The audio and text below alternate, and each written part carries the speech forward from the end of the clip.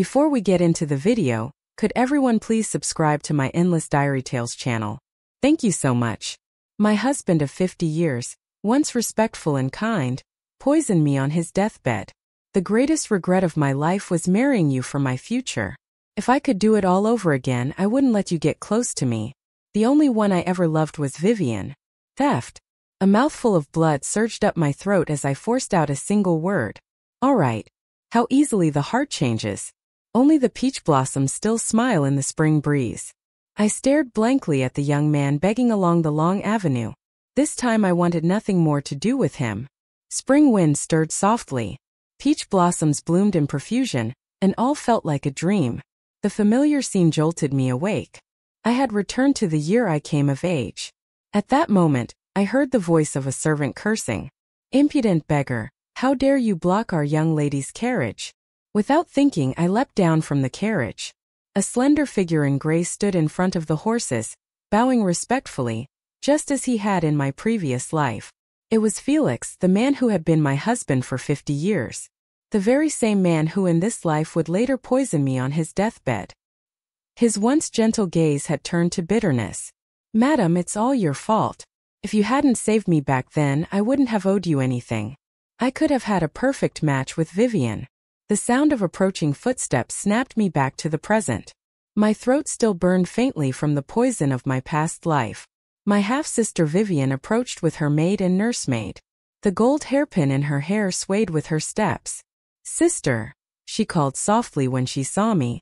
"Weren't you heading to Kanyuan Temple to pray? Why are you standing here?" I clenched my fists, nails digging into my flesh. I could still hear Felix's bitter voice at the end. "I gave up Vivian for my future and married you. It was wise. A mistake." I studied myself and looked at the demure girl before me. "Vivian," I said hoarsely, "I'm not feeling well. I won't be going today." After boarding the carriage, I secretly hid nearby just in time to see everything unfold. I wondered why there was a beggar here. "He stinks. It's making me sick." Vivian recoiled, pointing at Felix with obvious disgust. "Get away from me." Now, the moment she appeared, Felix had taken notice. Of course, he wouldn't back off so easily. That familiar voice I had listened to for 50 years spoke gently. "You misunderstand, Mississippi. I'm not a beggar. I'm a scholar on my way to take the spring examinations. I was robbed by mountain bandits. That's why I look like this." He had said the exact same thing in my previous life. I only found out later that it was a lie. His father had died early, and his family was destitute. He studied using the few coins his aging mother earned by washing clothes for villagers. Seeing Vivian's disdain, Felix hastily pulled out a document, offering it like a treasure. "This is my identification bearing the official seal. Please have a look." Vivian didn't even touch it. The document fell to the ground, trampled by passing feet. "So what if you have papers?" she sneered. "You're still just a beggar." After a moment's hesitation, she tossed a copper coin toward him. "Here, I'll be generous. Since you're a scholar, buy yourself a bun." The coin clinked to the ground in front of him. Her meaning was clear. If he wanted it, he'd have to pick it up himself. Felix froze. His lips moved, but no words came out. I knew he was furious inside. He may have been poor, but he had pride. And Vivian, she crushed that pride into dust. Even angry, he couldn't bring himself to lash out in front of the girl he liked. In my past life, I had pitted his circumstances. I gave him 100 taels of silver, paid for him to stay at the most luxurious inn in the capital, and even asked my father to help him with connections. But he never treated me with such generosity. Throughout our 50-year marriage, I was always the one compromising, always yielding. His so-called devotion had been nothing but empty words. Vivian may have been born of a concubine, but she was still the daughter of a marquis. She could never understand how hard Felix's life had been. To her, tossing a coin to a filthy beggar was already an immense act of charity. As I watched the proud and handsome young man flushed with shame and wanting to disappear into the earth, I laughed quietly to myself. Let's see how blissful he and Vivian will be this time around. Time passed quickly. Over 2 months later, the results of the spring examinations were announced. "Congratulations, second miss. That collar you gave to coins, he passed." A servant rushed in as Vivian and I were enjoying tea, brimming with excitement. Vivian was thrilled, tugging at my arm in delight. "Sister, I never expected it. That beggar young Master Felix was so well versed in his studies that he actually passed." I nodded. How could he not? In my past life he had been the top scholar in the nation. His elegant calligraphy and unique perspectives had impressed the emperor himself. Delighted, His Majesty personally named Felix the champion of the examinations, a brilliant success from humble roots. Truth be told, he got lucky. The emperor was seeking to promote commoners to counterbalance the aristocracy. The day of the celebratory parade, he came to our marquee to propose marriage. As the only legitimate daughter of the house, my parents cherished me deeply. They couldn't bear to marry me off to someone from a humble background, but I admired Felix's intellect. I insisted on marrying him. My father finally relented, even as my mother wept bitterly by his side because of my pleas. My father helped Felix through his connections. After our marriage, he supported us generously so I could live comfortably. I poured my heart into managing the household so Felix never had to worry about it. I even personally cared for his aging mother without ever complaining. And yet, 50 years of devotion could not compare to his unfulfilled love for Vivian. Seeing me nod, Vivian beamed with pride. "Sister, you were there that day too. But in the end, I was the one who helped him. Isn't this fate?" She giggled, eyes shining. "Sister, I'm a little nervous. What if he comes to propose? Should I marry him?" I looked at her flushed face and asked gently, "Vivian, do you like him?" Vivian covered her face with a handkerchief, blushing. "He's good-looking. I don't dislike him." Just when I thought she might have changed, she added, "But when I think about how poor and pathetic he looked that day, it just makes my skin crawl. If I really married him, how would I live?" I smiled faintly. That was the real Vivian. Legitimate or not, she looked down on anyone beneath her, and that contempt didn't vanish even when they became successful. Softly I said, "Vivian, this is a decision that will shape your entire life. I can't tell you what to do, but Father has always been open-minded. If you truly like him, he'll support you."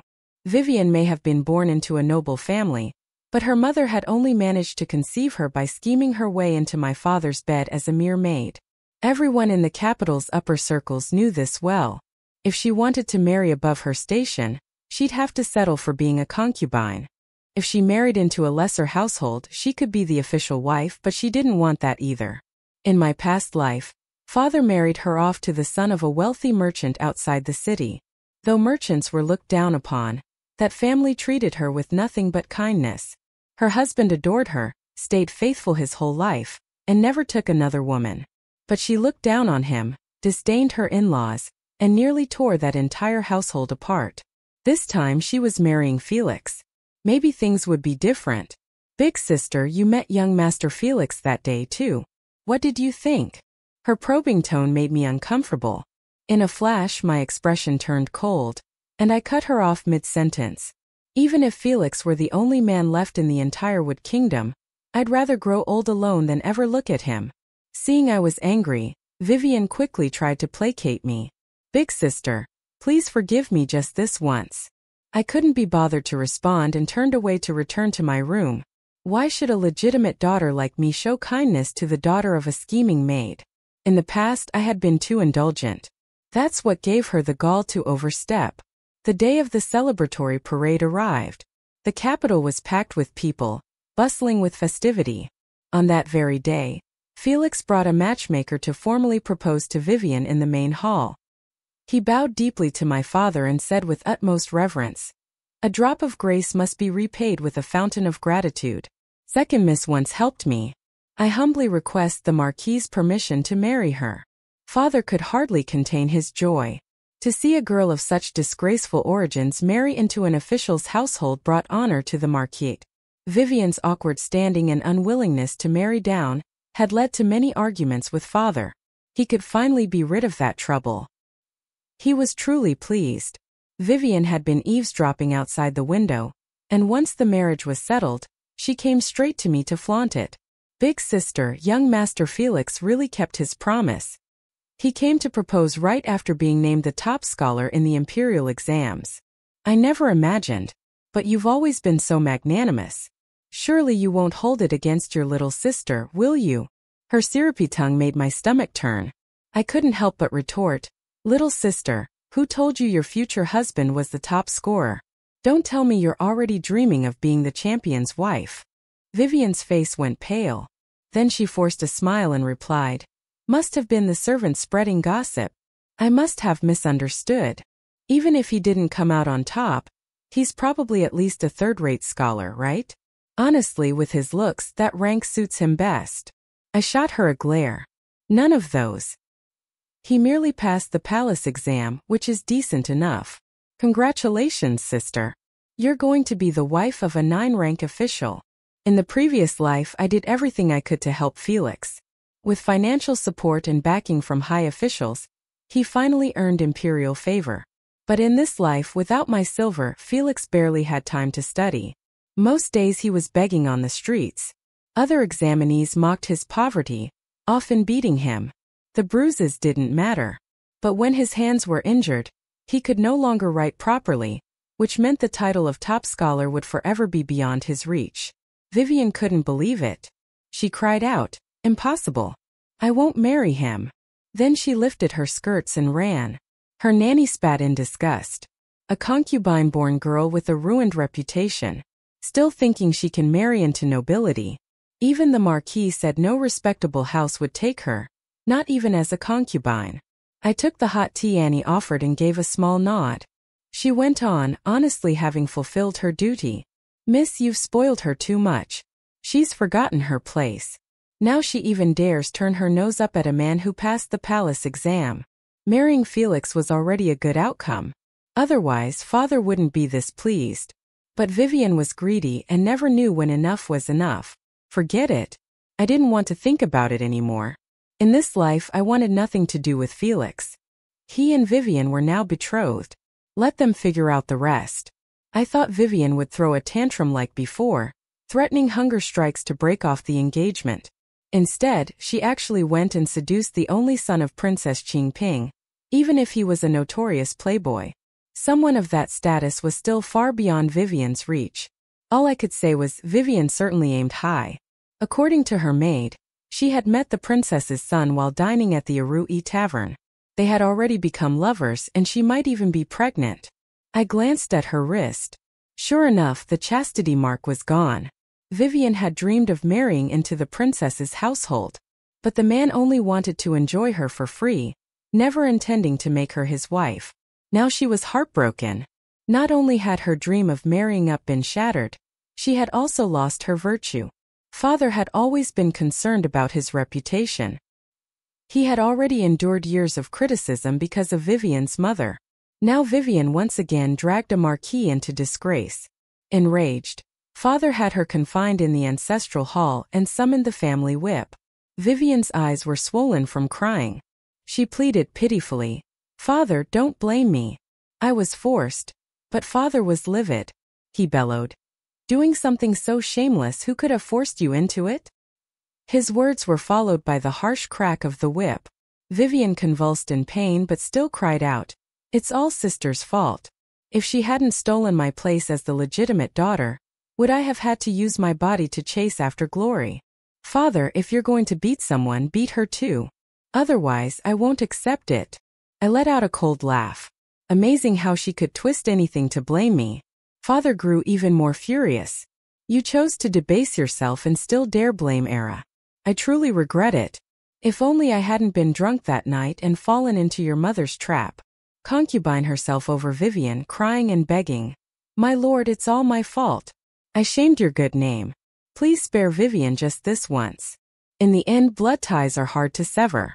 Despite everything, father still softened and gave Vivian 3 choices. First, cut her hair and become a nun at the temple. Second, move to the countryside estate and live the rest of her life in anonymity. Third, take her own life to preserve the Marquis's honor. As I expected, Vivian refused them all. Then suddenly she remembered Felix. "Father, mother, I can't die. I'm engaged to young Master Felix. I once helped him. He'll marry me." Even now at that moment, Felix was her only hope to save her. Concubine went to kneel before my mother. Mother was always soft-hearted.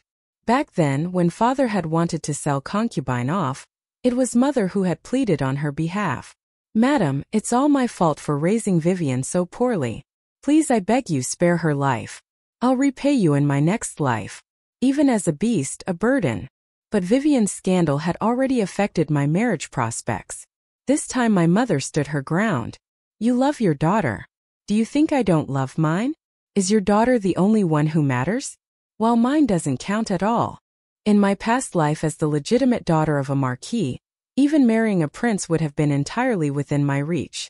But now, because of Vivian, I was forced into a lesser match. Fate is never fair. Even though I had done nothing wrong, I was still implicated. Still, I didn't mind too much. In this lifetime, if I could remain by my parents' side and fulfill my duties as a daughter, that would be enough.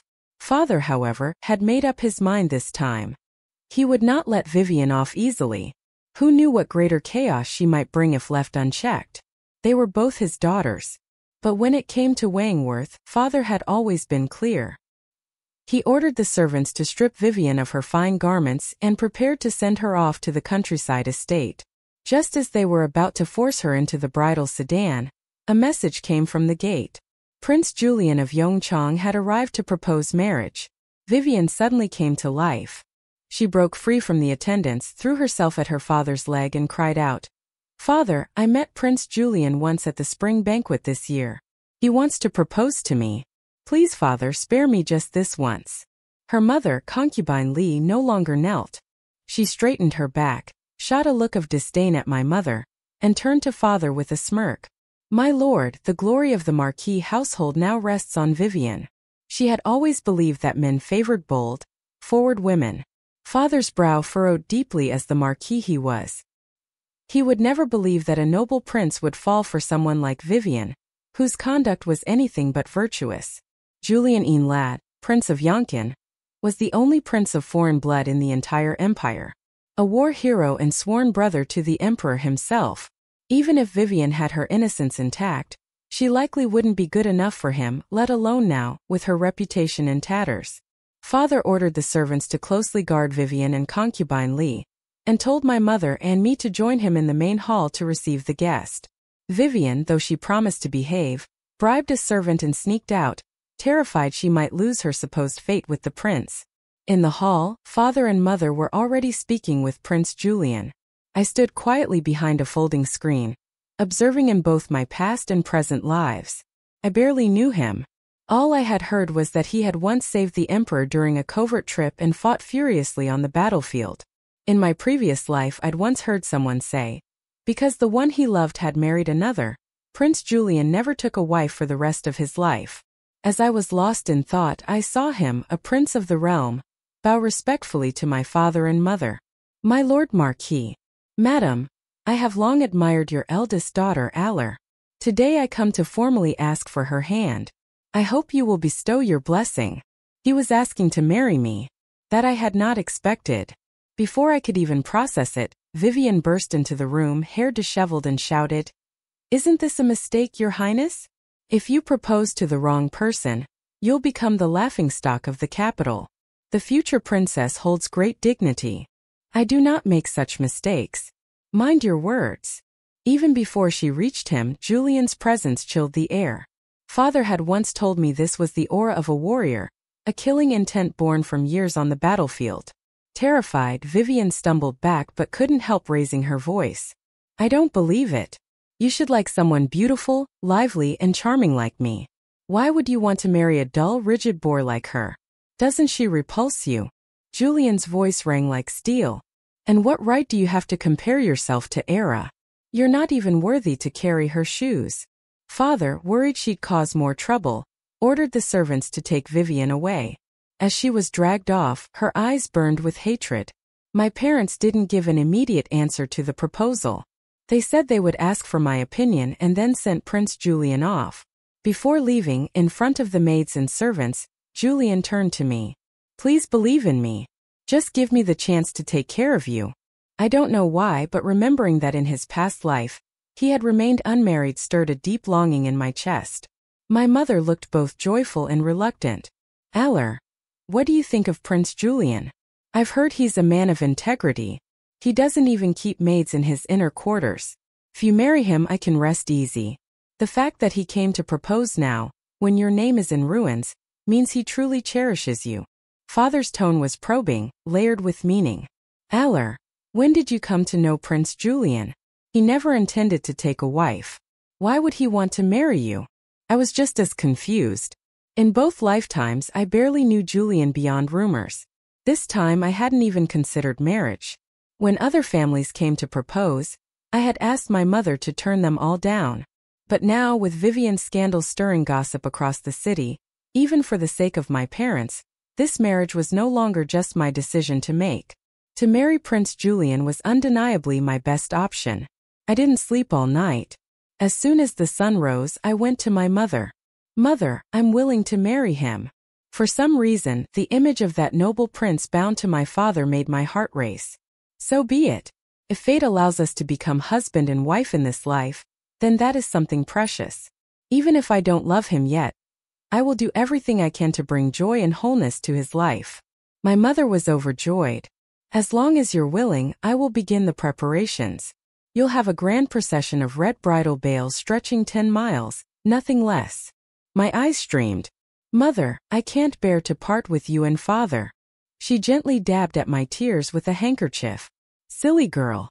What woman doesn't eventually marry? As long as you and the prince are happy, that's all that matters." My mother had always doted on me. Even though she disapproved of Felix in my past life, she still prepared a wedding procession of 128 bridal chests for me. It was Derry and my father's support that helped Felix rise step by step, eventually becoming Grand Chancellor of the Empire. But Julian was already a prince. He lacked for nothing. He didn't need my support. This time, surely I would live a better life, at the very least one where I didn't have to pinch and scrape. The news of my engagement to Julian shook the entire capital. No one had expected a ruined woman like me to become a princess consort. For a while, every tea house and tavern buzzed with talk of me and Julian. Some even said he had remained unmarried for years just to wait until I came of age. The young princess residents didn't refute any of it. They let the rumors spread and check so much so that even bookstores began publishing stories based on us. When Nanny told me this, I was busy embroidering a sachet for Julian. In my previous life, I'd heard that he had suffered from chronic headaches after years of war and had trouble sleeping. The sachet was filled with calming herbs. I hoped it might bring him some relief. Suddenly, a servant burst in, eyes shining with excitement. "Miss, come quickly. The Emperor himself has arrived to deliver the betrothal gifts for Prince Julian. There are so many we can't even count them." His Majesty said the prince offered everything in the royal household, and even asked the Imperial Household Department to add more. He was afraid it wouldn't be enough for you. At first, Julian had been a stranger to me. I'd even feared him, especially the cold aura he exuded that day. But when I saw him in the front courtyard, holding a fixed scroll of gifts and smiling at me, I was deeply moved. Whatever his reasons for marrying me, he treated me with sincerity. Just as Mother had said, he truly wholeheartedly admired me. For that alone, once we were married, I would give him children and care for him with all my heart.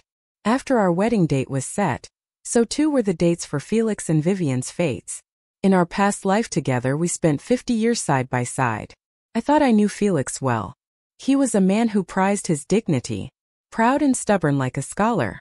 Even back then, when I helped him so much, he refused to let me say a single word on his behalf. Vivian's actions had trampled on a man's pride. How could Felix possibly accept that? Unless he had truly changed this time, or was he simply so willing to throw everything away for Vivian? But whether or not he was willing to marry her was one thing. Vivian's opinion of him was quite another. Felix's family was poor, and he held only a low-ranking 9th-class official post. Unable to gather any proper betrothal gifts, his long-suffering mother offered a single silver bracelet she treasured for years as a present for her future daughter-in-law Vivian. Viv, of course, looked down on it and was clearly displeased, but had no choice but to tolerate it. Vivian insisted on getting married on the same day as me. Even if she said nothing, I could see right through her. On our wedding day, she walked into my room in full bridal attire and ordered everyone out. "I need to speak with my sister alone," she said. I gave her a cold smile, unwilling to play along. There's no need to pretend anymore. Dear sister, your thoughts are written all over your face. Vivian rumbled with rage at being exposed. I'm still your sister. So what if I ask you to give the prince to me? She lunged at me, hand raised, about to strike. I cut her wrist before she could land the blow. Sister, I said calmly, you'd best return and fix your makeup. It'd be unfortunate to miss the auspicious hour. And oh, after the wedding, eat more walnuts. Good for the brain. Unknown fool, and I'd never hand over the prince to you. Before I could finish, Nanny stormed in with the maids. She slapped Vivian hard several times and dragged her out.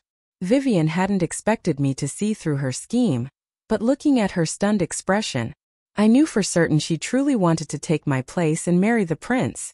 Had her plans succeeded, it would have been a disaster. But once the wedding night came and the mistake was made, neither the royal house nor the Marquis family could turn back. She'd be the princess and I'd end up just like in the previous life, married to Felix. Fortunately, heading to Felty, I discovered it in time. I had to admit Vivian's scheme was ruthless. In the end, she was forced into a shabby bridal sedan carried by only 2 men, something not even a concubine of the nobility would accept. At the very least, a proper one required for a marquis's daughter would have 4 bearers. I, on the other hand, rode in the grand ornate bridal palanquin prepared by Prince Yonkin because the prince's betrothal gifts were so lavish. My mother prepared an area of 256 chests and trunks. The concubine, scraping together every bit she could, only managed 4. Even when she cried and pleaded with my parents, it was no use. On the wedding day, for it wasn't for it remained. From afar, I caught sight of Felix in his red wedding robes. Looking anything but joyous, he stared blankly at my palanquin as it rolled away. That looks so familiar. Vivian lifted her bridal veil and sneered. Don't get any foolish ideas. You should be grateful that I was willing to lower myself to marry you. Felix turned to gaze long and hard in the direction of Prince Yonking's estate before finally mounting his horse. The journey to the prince's residence was filled with flowers and cheers. When we arrived, the palace gates were opened. I was about to wait for the matron of honor to help me down when, to my surprise, I was swept up into a bridal carry. The air was filled with teasing and laughter. I told you so.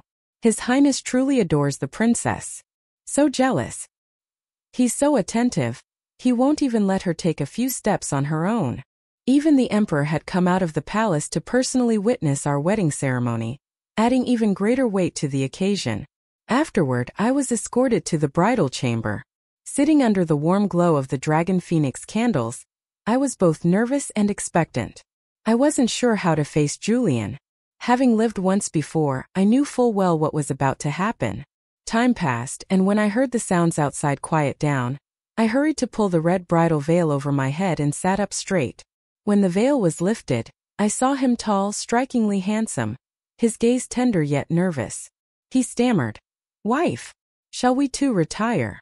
This man, Prince Yongcheng, who once charged so furiously on the battlefield, couldn't even utter a complete sentence on his wedding night. If anyone found out, they'd mock him endlessly. And suddenly I wasn't nervous anymore. I reached out to remove his outer robe, wrapped my arms around his neck, and tilted my face up to meet his. His body stiffened, cold sweat breaking out on his forehead. But this time he could no longer hold back. "My love," he whispered hoarsely. You're willing too, aren't you? I want us to be husband and wife in every sense." Just like that, my soft, willing body melted into his arms. He held me with the utmost gentleness, taking the lead, yet careful in every move. I could feel him holding back, afraid of hurting me. I nodded and whispered, yes, this was something I'd already resolved long ago. If we were to marry, then I would give him everything. It wasn't until dawn that Julian finally let me go. I had never been one to sleep in. But that morning I didn't wake until the sun was high in the sky. When Nanny came in with the maids to attend me, she wore a barely hidden smile. "Your Highness, His Grace treats you so well." Before leaving, he instructed us not to disturb your rest. My entire body ached. Yet even so, I knew Julian had held back as much as he could. I couldn't help wondering if he hadn't restrained himself. Could I even have withstood it? His body was strong and full of power, and strangely I didn't mind it. "Where is His Highness?" I asked. Nanny replied. "There was unrest among the refugees outside the city, so the prince went to handle it personally." I was puzzled. The emperor valued Julian so highly. Why wouldn't he even allow him proper time off for his wedding? But then Nanny added, "His Highness feared innocent people might get hurt. That's why he insisted on going himself." After lunch I was resting on the couches, trying to soothe the ache in my waist. When Julian returned after our intimate night together, there was now a new warmth in the way he looked at me. He gently massaged my lower back and asked softly, "Does it hurt, my love?" Just remembering the previous night beneath him made my cheeks flush. I turned my face away. "It's not too bad." Julian then scooped me up again and laid me down on the bed. "It's my fault. Rest well today. Tonight, I'll love you even more tenderly." I couldn't help it. I buried my face under the covers in embarrassment. Was this really the cold and aloof Prince Yangchang? He didn't seem anything like the man in the rumors. Still, I didn't forget to ask what I had to. "My lord, why did you ask to marry me? Why would a prince like him marry someone like me?" That was a question I had never been able to figure out. True, I was the daughter of a marquis, but he was a royal prince. There was no reason for him to marry a woman with a tainted reputation like me. Julian's eyes dimmed with disappointment as he said, "Darling, I knew it. You've forgotten me." I was even more bewildered. Had I met Julian before? Why didn't I remember a thing? Seeing my confusion, Julian looked aggrieved. His voice tinged with a sob. "Of course, I'm just a nobody from a bandit gang. How could a noble daughter of the Marquis remember me? A bandit?" A vague memory surfaced. I might have saved a bandit once. Just as the thought came to me, he began to speak again. "Don't you remember, my love? 5 years ago, after losing my parents, I was forced to join a bandit gang just to survive. But they treated me terribly and beat me often. They tossed me, barely clinging to life, onto the roadside. It was you who saved me, bandaged my wounds, gave me 50 taels of silver, and told me to find honest work. You even encouraged me to live on. You said everyone had a reason to live, and that I should strive even harder because of how cruel the world had been to me. After I had eaten and recovered, I found work at a security escort agency. By sheer chance, I ended up saving the emperor, who was traveling incognito. We got along instantly. The emperor saw that I had great strength, so he arranged for me to join the army. I just returned to the capital this past February.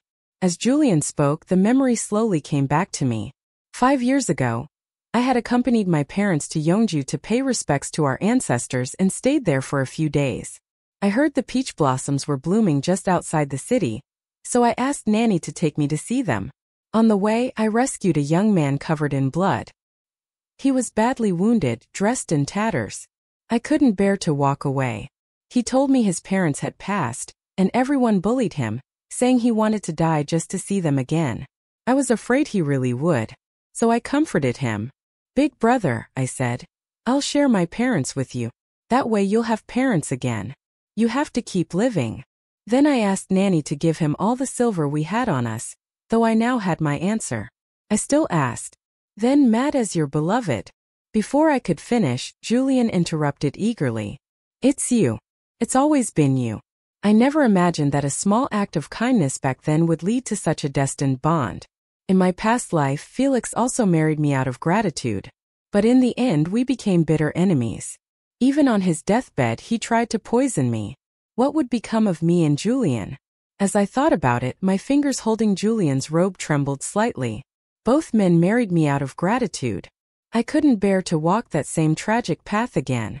Sensing my anxiety, Julian panicked and flailed. "My love, did I frighten you? Please don't be afraid. It was too presumptuous of me." I took a deep breath and tears fell from my eyes. "Did your highness marry me only to repay a debt of gratitude?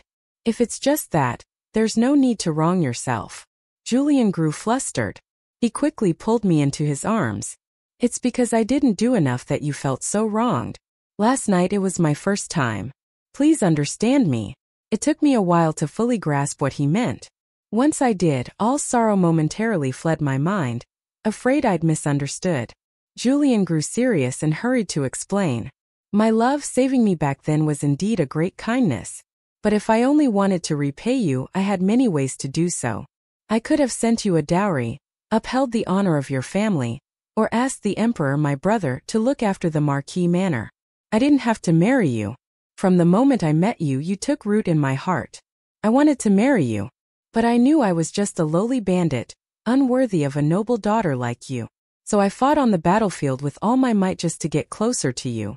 Even though I nearly lost my life more than once. I've walked this path toward you for years. Do you really think all my longing over the years was a lie? I want to tell you a secret. Only the emperor knows this. These past years on the frontier, I've constantly asked my brother to keep me updated on you. When I heard that you had come of age and your family was arranging your marriage, I risked my life to infiltrate the enemy camp and slay their general just so I could return to the capital sooner. Every word burned with deep affection. Julian's sincerity was unmistakable. I believed him. I threw myself into his arms and held him tightly.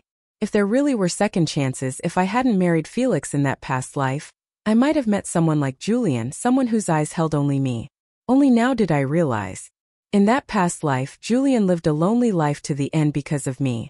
Thankfully, having fulfilled my psi, I've been given the chance to choose again. Even if I had known nothing about him, I still would have chosen to marry him. This time I hope we can truly live a happy life. The days of newlywed bliss passed quickly, and soon it was time to return to my family home to leave a good impression on my parents. Julian prepared lavish gifts and even went to the palace to ask the emperor for more, stopping only when he was satisfied. I felt a bit uneasy. Husband, are we going too far by dragging His Majesty into our marriage like this? Helping me onto the carriage, Julian was utterly unconcerned. He's my brother. What's wrong with him lending a hand in my wedding? He's so happy he's grinning ear to ear. I still protested. But it's too much. The betrothal gifts were already excessive. And now even the gifts for our return visit are from the emperor. Julian covered my mouth mid-sentence. Era, you don't understand. He's not worried about me asking too much. He's worried I'll never get married at all. I believed him. I recalled how in my past life, people at the spring banquet had gossiped that the emperor had gone to great lengths to get Julian to marry, resorting to love potions and sending noble women to seduce him, all to no avail. When the carriage reached the Marquis Manor, father and mother were already waiting at the gates, watching crate after crate of guests flow into the estate storerooms. They were clearly delighted. Off to the side, one of the concubines looked on with undisguised envy, clutching her handkerchief so tightly it was nearly torn. Julian refused to let my parents bow to him. Instead, he was the first to lower his head. Your son-in-law greets father and mother-in-law. Father ushered us into the courtyard. No need for formality, Your Highness. Come inside and eat. Today is a good day. You must drink a few cups with this old man. The concubine suddenly grew anxious and interrupted. My lord, wait a bit longer. Vivian should be here soon. Father's expression darkened. He shot her a sharp glare. You're becoming more and more unruly. Do you even know your place? Who are you to make His Highness? And this Marquis wait? With that, father flung his sleeve and strode off. Julian and I followed them inside together. The concubine's eyes were red, but she held back her tears stubbornly, not daring to let them fall. As soon as we entered the courtyard, father pulled Julian aside to talk in the study, while mother took me into her own garden. Worry filled mother's eyes. Era, does the prince truly treat you well? I could only tell her about the time I met Julian in Yangju. Mother nodded repeatedly as she listened. Nanny Emsichin once that you saved a dying bandit, and it turned out to be the Prince of Yongchang. Now that I know this, I feel much relieved. Then we spoke of the concubine. Mother frowned. Era, you probably don't know yet. Vivian's causing trouble in her in-laws' house. And the concubine is anxious too. But all she can do is cry. She can do nothing else. I recalled Felix's obsession with Vivian in my previous life and felt confused.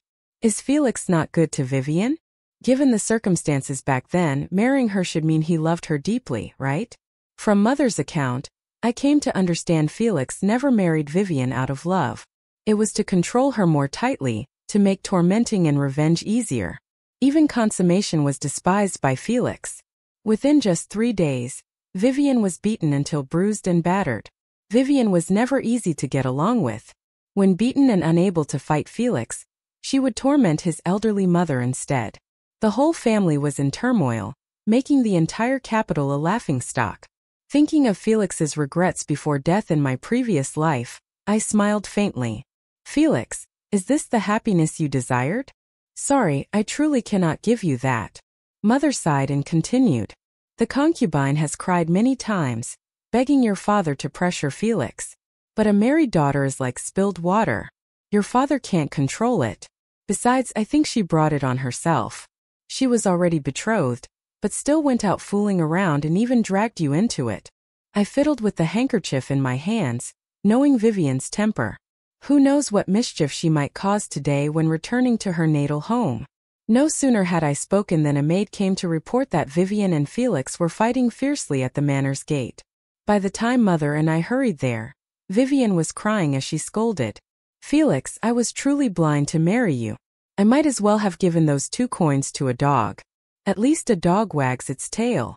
You're supposed to be educated. Yet all that knowledge has gone to your head. You're worse than a dog. Felix, have you no heart? For my return visit, you greet me with a pile of rotten fruit and send me off like a beggar. How am I supposed to keep face and your old hag of a mother? How is she still alive at her age? After washing clothes for so many years, why hasn't she died of exhaustion? Living only wastes food without my support this life. Felix could only serve as a lowly 9-rank official in the Hamlin Academy. His meager salary barely supported a family. How could he afford to let Vivian indulge in luxury? Though Vivian grew up in the manor, even as a concubine, she lived extravagantly and naturally refused to suffer with Felix. Felix wore a faded cyan robe, his face tense and scratched. Silently enduring, the concubine felt pity for Vivian but dared not speak against Felix. If Felix hadn't agreed to marry Vivian, who knows what would have happened? This scandal was humiliating for the concubine. She tugged on Vivian's arm. Vivian, stop. Let's go inside first. But Vivian refused, crying harder the more aggrieved she felt. I signaled the housemaids, and burly women stepped forward and dragged Vivian into the manor. As I was about to accompany Mother inside, Felix called out to me. A chill ran through me. This life, aside from a brief meeting on the street after rebirth, I had no other contact with Felix. Or did he remember something? Era, I had a dream in which you were my wife. I cut him off sharply. Silence. How dare you disrespect your princess consort? Seeing my reaction, Dix laughed. Seeing you like this, I understand everything. Era, you're not the princess consort. You should be my wife. I was furious. In my last life he poisoned me. In this life, I only wanted to live quietly, leaving each other alone. Yet he still dared to show up. His audacity was unbelievable. Era, you have a wound on your right pinky. It was from cooking for me in the last life. You are mine and you can't deny it. Even if you are a princess consort now, that doesn't change the fact that you belong to me. If I suffer, can you live at ease as a princess consort? I was about to retort when Julian suddenly appeared. The princess consort doesn't need you to meddle. If you have time to dream such dreams, serve diligently in the Hamlin Academy. His words sealed Felix's fate. Felix would probably never leave the Hamlin Academy. Stuck with the lowest pay, the hardest tasks, and no chance of promotion. Julian pulled me close, offering me a strong sense of security. The prince's reprimand is justified. It is I who was wrong. A low-ranking official could never compare to a prince of great merit. When Julian and I returned, Vivian was still causing a scene. Father, please let me marry the Prince of Yongchang. I won't fight Era for the princess consort's position. Even being a concubine would satisfy me.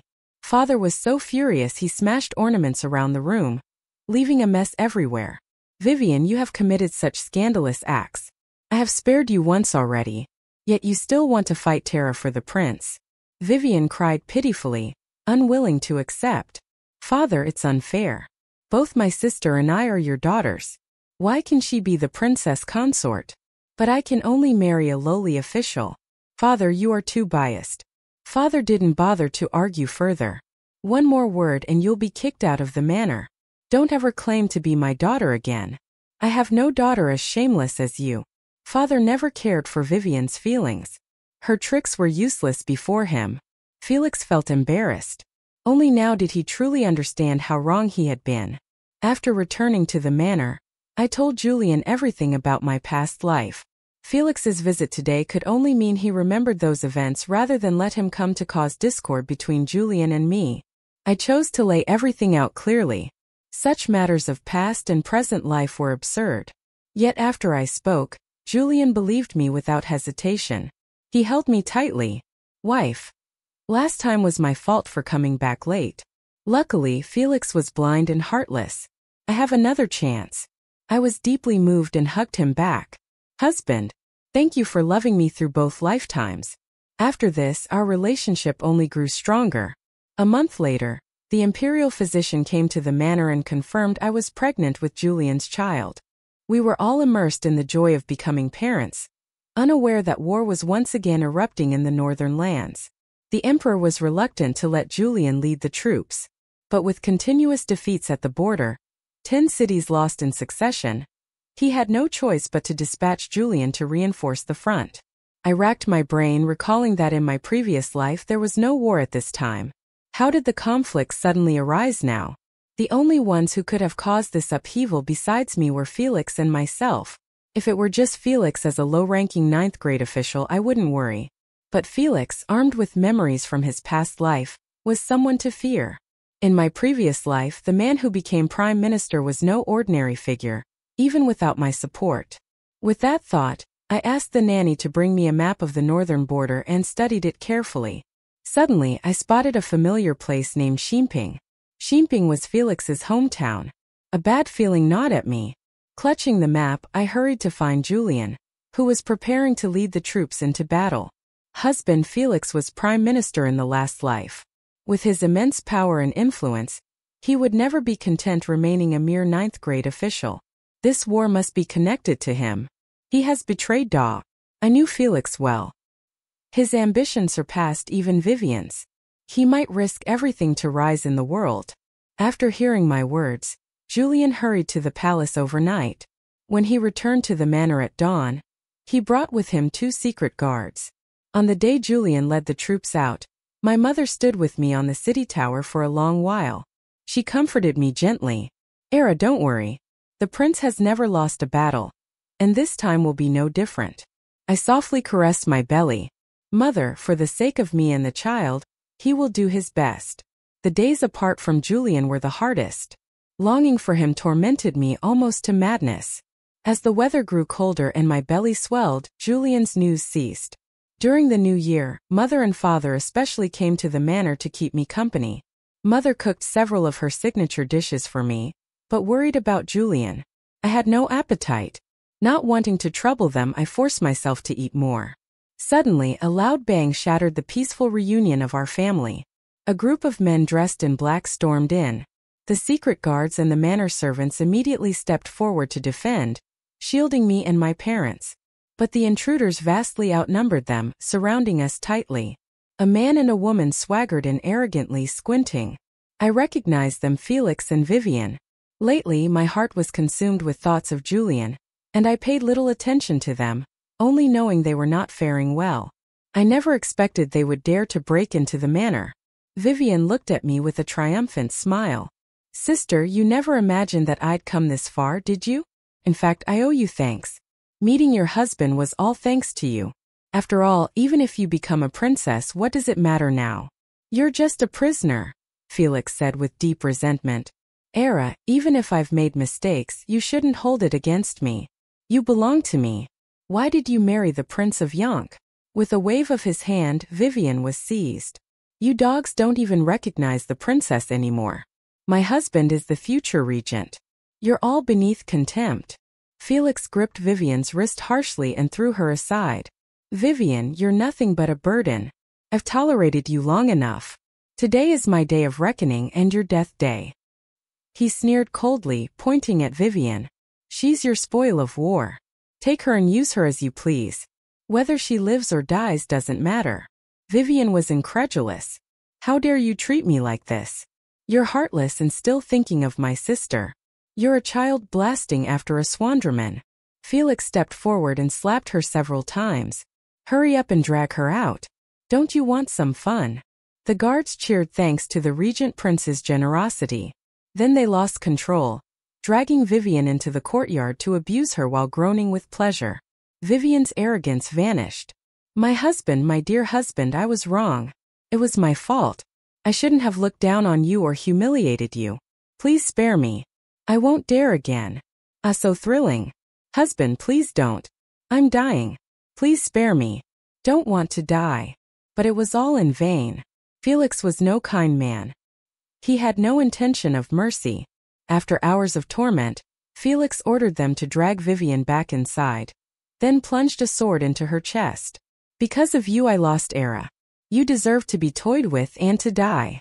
After killing Vivian, Felix looked at me with pleading eyes. Era, come back to me. Follow me. And when the new emperor ascends the throne, you'll still be a princess. The child you carry can't be kept. But that's fine. We'll have our own. Era, I apologize. The past was my fault. From now on I will treat you well. I knew he hadn't changed. He simply knew he couldn't survive without me. His attempt to win me back was purely because he still needed me. But I could never trust this hypocrite again. Era, do you really like that Julian? He's nothing but abandoned and unworthy of you. How could you prefer him over a refined scholar like me? Being with him is too humiliating for you. Jellic slowly approached me. Era, if you return to the right path, I will treat you well. Otherwise, I interrupted. Are you going to kill me? Felix's eyes darkened with menace. I won't kill you. I'll lock you in a cage and feed you by hand every day, never letting you see anyone. Even if your heart isn't with me, your body belongs to me. His words sent a shiver down my spine. Felix was truly a monster. Seeing I wouldn't yield, Felix lost patience. Seize everyone in the Yongchang prince's manor and throw them in prison. As for the princess, send her to my room. I want to cherish her for a few days. Let's see how long that bastard child survives.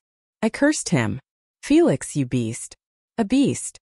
Whether you like it or not, I am your husband. Suddenly a familiar voice rang out. Aller's husband can only be me. And you are nothing but a traitor. Seize him. I turned toward the voice. It was Julian. He strode forward and pulled me into his arms. Wife, I'm sorry you've suffered. Felix couldn't accept such an ending.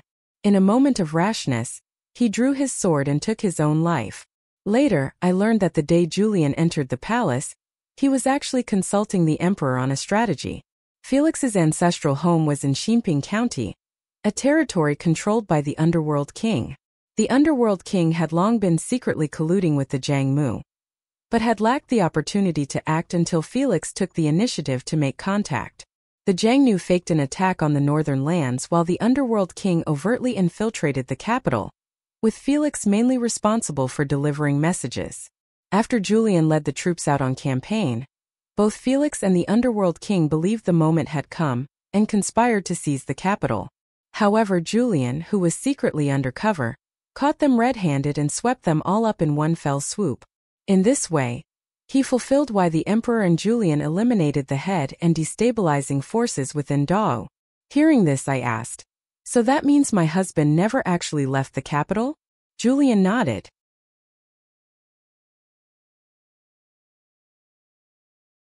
Exactly.